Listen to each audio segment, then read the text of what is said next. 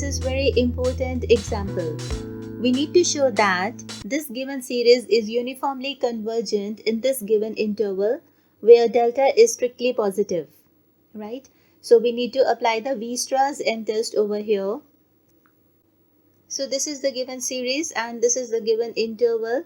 For the Weierstrass M test, we have to consider the mode of this, right? So let's consider the summation n going from 1 to infinity on mod of n the power minus x, which can be further written as summation n going from 1 to infinity. This is mod of 1 divided by n the power x.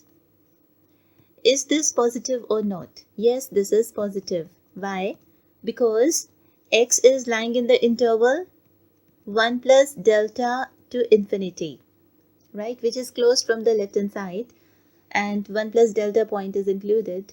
So x itself is positive and n is starting from 1 to infinity. So 1 divided by n the power x is positive. So this is written as, because it is positive term, so this is 1 divided by n the power x, right? Okay. Now here x is belonging to 1 plus delta closed interval from the left hand side to infinity. That means x is greater than equal to 1 plus delta because of this closed interval, right? For the closed interval, the point is always included.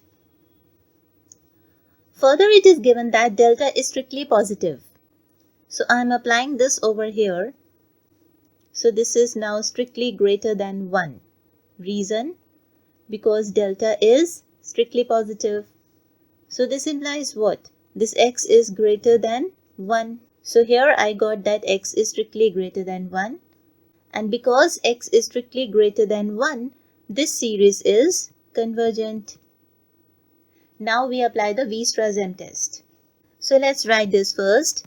But summation n going from 1 to infinity, 1 divided by n the power x is convergent as x is greater than equal to 1 plus delta, which is strictly greater than 1. That implies x is strictly greater than 1.